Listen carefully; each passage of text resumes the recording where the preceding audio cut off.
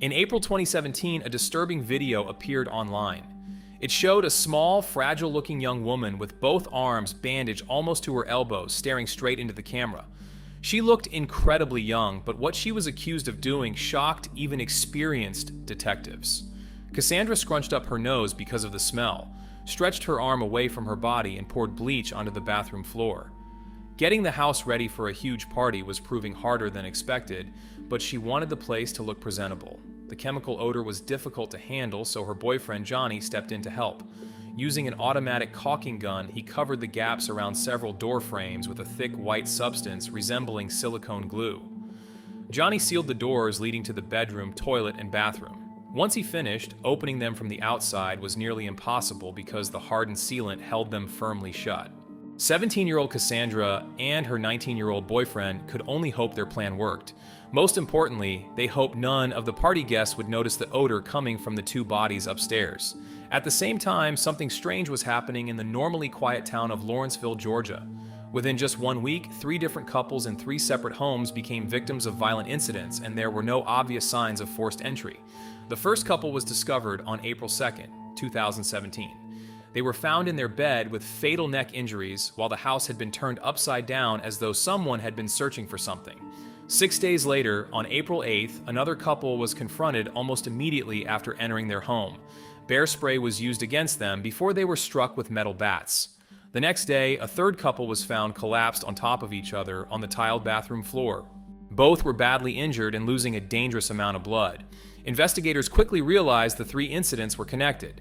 The third couple had been using a vehicle belonging to the second pair, while private videos involving them were found on a phone connected to the first house. So how were all these people linked? Before police could get answers, they had to wait for doctors because the 2 people found in the bathroom had just been rushed into emergency treatment. If they didn't survive, some answers might disappear with them. For now, investigators could only wait to see whether 19-year-old Johnny Ryder and 17-year-old Cassandra Bjorga would regain consciousness. Young love can feel incredibly intense. At that age, one relationship can seem like the only thing that matters, and everything else almost disappears. Johnny was convinced Cassandra was the person he had been searching for. To him, she was perfect, his soulmate, and someone he simply couldn't imagine living without. Cassandra was like a small bundle of energy. At only about 5'3", she had spent years training in martial arts and knew how to handle herself in a fight. For around 6 years, she practiced Taekwondo and learned powerful striking and kicking techniques. She also studied Shaolin Kung Fu and other forms of Chinese martial arts, even traveling internationally for competitions. Eventually, Cassandra gave it up because she felt her emotions were interfering with her focus and discipline. In her view, that instability had begun affecting the precision of her movements. Johnny, however, still saw her as his perfect match. Even though they had only been together for a few weeks, he felt as if he had known Cassandra his entire life. For him, it was love at first sight. Johnny had finalized his divorce only about 2 weeks earlier, and after meeting Cassandra, he became convinced she was the person he had truly been looking for. Friends, more than 90% of people watching my videos still aren't subscribed. Check whether you're subscribed, and if you're not, I'd really appreciate your support. Meanwhile, officers stood outside a white suburban home in a peaceful neighborhood. They hadn't entered yet, but something about the house already suggested this wasn't going to be a normal call. The front door wasn't simply locked. Someone had completely sealed its edges with sealant, so officers had to break a window to get inside. Once they entered, the first floor was in complete disarray. Cigarette butts covered parts of the living room, empty sealant tubes lay on the floor, and dirty dishes were scattered throughout the house. The kitchen sink was overflowing with plates covered in old, moldy food, empty cans, dirty rags, and discarded medicine bottles. Right beside it, someone had dumped a pile of fried rice directly onto the floor. Upstairs, officers noticed that several doors had also been sealed around the edges with silicone. They had no choice but to force each one open to find out what was hidden behind them. Inside one bedroom, police found Randall Bjorga lying on the bed. It appeared he had been attacked while sleeping, first struck repeatedly, and then left with a fatal neck injury.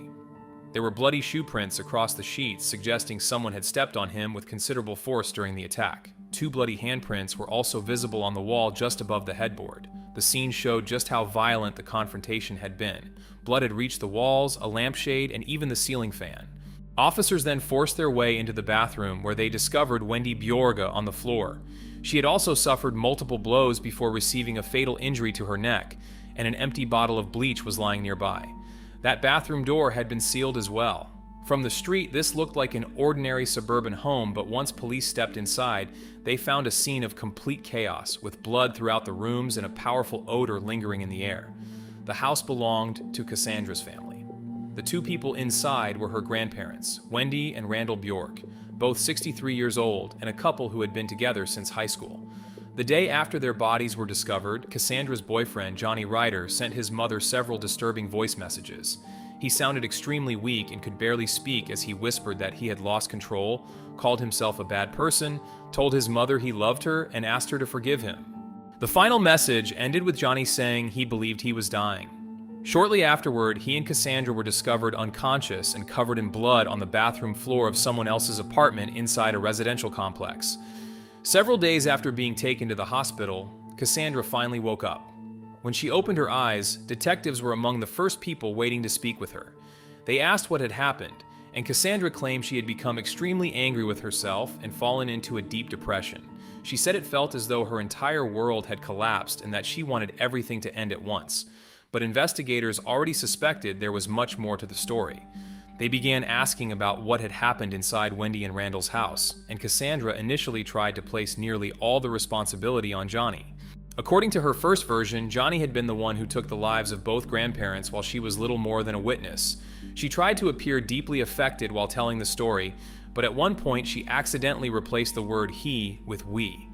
That small mistake immediately suggested Cassandra had played a much larger role than she wanted police to believe. Once she realized detectives weren't buying her original explanation, her story began to change. Wendy and Randall normally slept in separate bedrooms. Around midnight that night, Cassandra entered her grandmother's room after she and Johnny had waited for everyone in the house to fall asleep. Wendy suddenly heard strange noises coming from her husband's bedroom.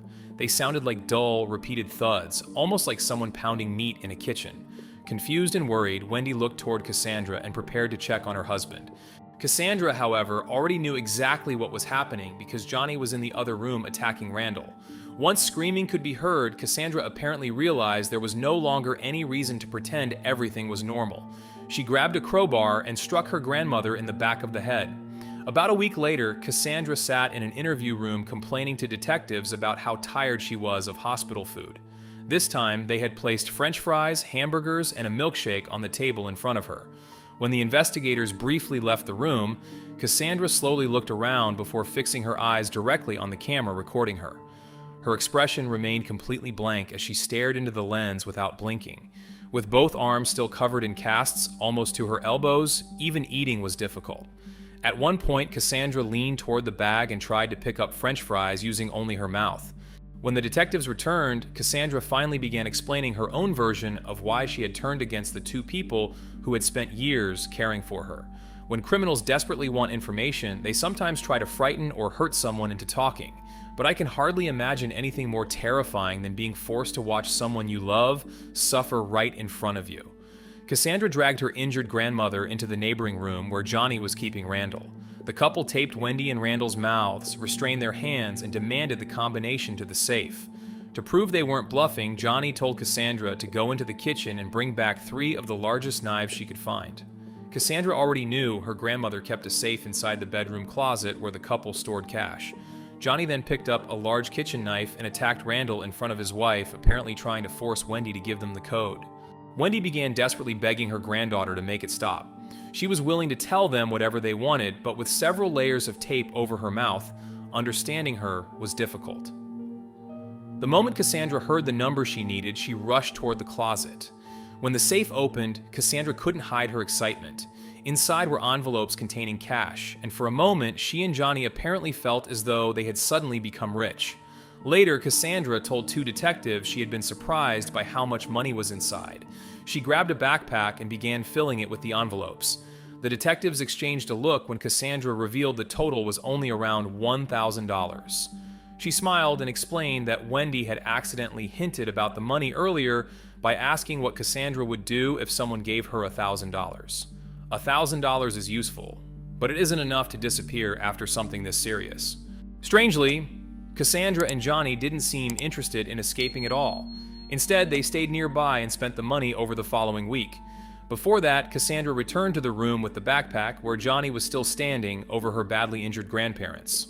Once Johnny realized Cassandra had opened the safe, he turned back to Randall. In front of Wendy, he gave Randall a fatal injury to the neck. Afterward, Cassandra and Johnny moved Wendy into the bathroom. Cassandra used the crowbar again, striking her grandmother in the head in an attempt to finish what they had started. Wendy stopped moving, but Cassandra believed she might only be pretending because she thought she could still feel a pulse. She went back to Johnny and told him her grandmother was still alive. Johnny took the tool himself and delivered another powerful blow near the base of Wendy's neck. After that, he used a knife to make certain she could no longer resist. During the interrogation, Cassandra even demonstrated how she had swung the crowbar with both hands. What stood out was how casually she described it, almost as though she were showing off a physical skill. She showed little visible embarrassment or regret. At times, her behavior seemed almost like someone trying to impress the officers with how strong or fearless she had been. Once Cassandra and Johnny believed both grandparents were no longer breathing, they cleaned themselves up, changed clothes, and left in Randall's car. They drove to a nearby supermarket, bought food, and simply returned to the house. For roughly the next week, the couple continued living there. They slept, ate, ordered Chinese takeout, bought clothing, and gradually spent the money taken from the safe. Once the $1,000 began disappearing, Cassandra turned to her grandmother's bank card. With access to Wendy's account, their spending continued. They smoked marijuana, recorded private videos using Wendy's phone, and eventually came up with another idea: throwing a large party. Preparing for it reportedly drained nearly everything left in Wendy's bank account. Detectives later asked why they had used Wendy's money, but never touched Randall's card. Cassandra's answer was simple: they couldn't find her grandfather's wallet. It turned out Randall normally kept his wallet and mobile phone underneath his pillow. The grandparents may already have worried Cassandra could take something from them, although they probably never imagined how far things would go. When investigators told Cassandra where Randall had hidden the wallet, she smirked, looked toward the ceiling, and laughed. She admitted her grandfather had been pretty clever. Police also had questions about something unusual found inside the car trunk after Cassandra and Johnny were taken into custody.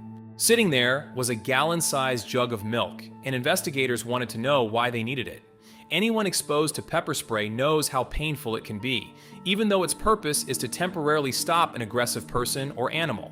Bear spray works similarly, but it is designed for much larger and more powerful animals, making its effects extremely intense. Now imagine what that kind of spray can do to a person. The pain is so intense and overwhelming that at first the victim can become completely disoriented, with the face burning, tears pouring from the eyes, and the nose and throat feeling as though they are on fire. Then the coughing starts, sometimes so violently it feels impossible to catch a breath. The effects can linger for many hours, and in some cases, continue for several days. Melissa and her boyfriend were both college students, so after spending long days in class, they took every opportunity they could to spend time together.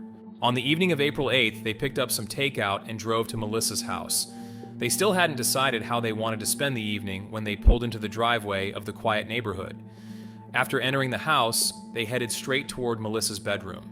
The moment they switched on the light, they realized something was wrong. The room had been completely torn apart, with belongings scattered across the floor, pillows and bedding thrown from the bed, and clothing pulled out of the closets. It looked as though someone had searched every corner of the room and then left everything exactly where it fell. Melissa immediately reached for her phone and began dialing 911. Before she could finish the call, she heard something behind her and turned around. An orange cloud suddenly appeared in the hallway, and before Melissa understood what she was seeing, her skin began burning and her eyes started to sting.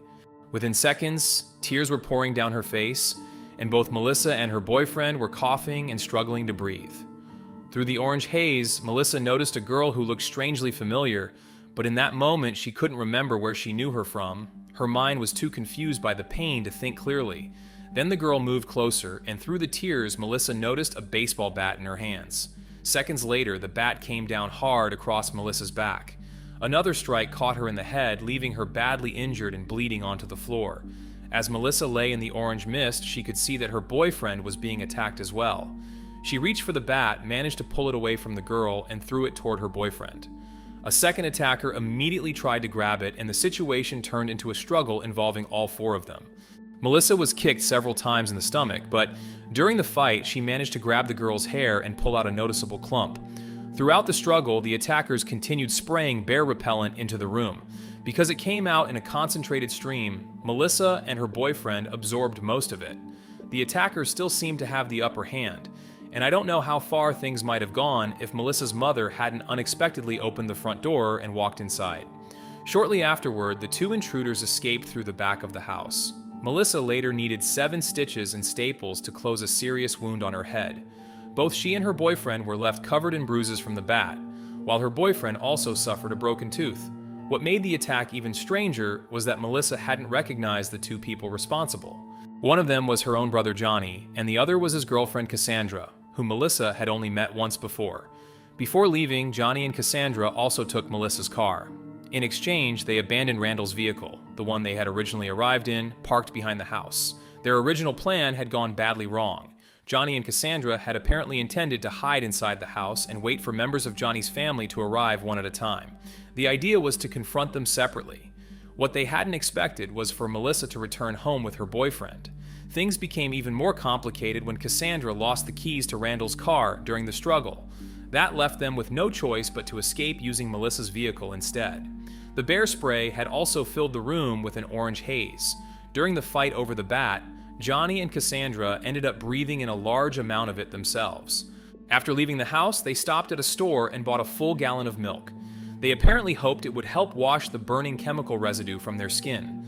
When police later arrived at Melissa's house to take statements, one detail immediately caught their attention. The vehicle left behind by the attackers was still parked outside. After running the license plate, officers discovered that it belonged to Randall Bjorga. That name was already familiar to them. Only about a week earlier, police had received a request to perform a welfare check at Randall's home. On April 2, 2017, relatives of Wendy Bjorga had contacted the department and asked officers to check the house where Wendy lived with her husband and granddaughter. Relatives told police that 63-year-old Wendy had stopped answering calls, yet text messages were still coming from her phone. That seemed strange because Wendy normally didn't communicate that way, so the family suspected someone else had her phone and was pretending to be her. Officers went to the Bjorga home, knocked on the door, and got no response. With no legal reason to force their way inside, they assumed Wendy and Randall might simply be away. Now, however, police had a reason to return. Someone had been driving Randall's car, and that vehicle had just been connected to another serious incident. During questioning, Cassandra explained the plan she and Johnny had made. According to her, the first target was her grandparents, and after that they intended to move on to Johnny's family. The reason was simple in their minds. Johnny's relatives didn't approve of Cassandra. They had barely met her, but the couple believed his family stood in the way of their relationship. After the plan involving Johnny's family failed, Cassandra and Johnny stayed in town for another couple of days. They needed time to prepare to leave and get more money. Detectives asked Cassandra why she had become so angry with the grandparents who had been caring for her. She claimed Wendy and Randall pushed her away because she kept staying out late and repeatedly came home after curfew. Cassandra said her grandmother threatened to send her back to live with her mother, so she chose to leave first. For a while, she and Johnny even slept in his car. Cassandra also admitted thinking about going after her mother and stepfather later. Johnny supposedly talked her out of it because they were short on time and didn't know whether weapons might be inside that house. But Cassandra's relationship with Wendy and Randall was more complicated. About a year and a half earlier, her grandparents had gone to court seeking emergency custody because they were deeply worried about what she was experiencing at her mother's home. According to people familiar with the situation, Cassandra may have been mistreated by her stepfather, while her mother allegedly failed to protect her. A neighbor reportedly warned Wendy that her daughter's new husband had been behaving inappropriately toward Cassandra. The situation became so difficult that Cassandra repeatedly ran away and was reported missing more than once. Wendy and Randall eventually decided they couldn't leave their granddaughter in that environment and obtained custody. Cassandra even got a restraining order against her stepfather after he allegedly began showing up around her school and waiting after classes. From everything investigators later learned, her grandparents believed they were protecting her. That's what makes the situation especially hard to understand. Cassandra had a deeply troubled relationship with her mother and stepfather, yet she ultimately turned against the grandparents who had helped remove her from that home. And if you're enjoying the video, Don't forget to subscribe to the channel. Your support really does make a difference. Police also noticed that Wendy and Randall's living room was filled with photographs of Cassandra. It was obvious she had been a huge part of their lives. Wendy and Randall appeared to care deeply about their granddaughter and wanted to keep her away from trouble. Cassandra, however, had developed a completely different view of them. While describing everything to detectives, she remained remarkably calm. She showed little visible emotion and continued openly discussing the plans she and Johnny had made. After leaving her grandparents' house, Cassandra and Johnny spent much of their time living out of his car. They slept there, ate there, drove around during the day, and occasionally met friends. One day, while sitting in a park, Johnny reportedly suggested they run away somewhere far from Georgia. Cassandra agreed, but before leaving, they decided they wanted their families out of the picture. According to Cassandra, things with her grandparents had become unbearable. In her words, she'd simply reached the point where she'd had enough. Their relationship had already deteriorated badly. Cassandra had previously injured Randall badly enough to break his ribs, and was on probation because of an earlier physical confrontation with her relatives. After that, Wendy and Randall naturally became more cautious around her. Cassandra later complained that her grandmother looked at her differently, and that the warmth she once saw in Wendy's eyes seemed gone. She felt Wendy was no longer interested in her life and only criticized her behavior. On top of that, neither grandparent approved of her relationship with Johnny Ryder. Johnny's family didn't like Cassandra either. In the couple's distorted thinking, both families had become obstacles, and removing them seemed like the only way they could leave town and start a new life together. Cassandra and Johnny planned to move to Pensacola, Florida, roughly a 5.5-hour drive from Atlanta. Obviously, that wasn't nearly far enough to disappear after everything they were planning, but Cassandra later explained that they weren't really thinking about distance. They simply wanted to escape their current lives. Their plan was straightforward in their minds. Anyone who stood between them and their relationship had to be removed. Both families disapproved of the couple, so first came Cassandra's grandparents, followed by Johnny's mother and his 2 sisters. Altogether, 5 people were on their list. What makes this even harder to understand is that Cassandra and Johnny had only been together for about 2 months, yet they already saw themselves as some kind of tragic love story, the 2 of them against the entire world. After completing the first part of their plan, Cassandra and Johnny spent nearly a week living inside the house with Wendy and Randall's bodies upstairs. Eventually, they decided to throw a party and invited a large group of people. Before anyone arrived, they needed to deal with the terrible odor spreading from the second floor. Cassandra poured bleach around Randall's bedroom and Wendy's bathroom, even pouring it directly over the bodies in an attempt to cover the smell of decomposition. Johnny found a foam sealant gun in the garage and used several canisters to completely seal the edges of the upstairs doors. They apparently hoped this would keep the smell from reaching the guests downstairs.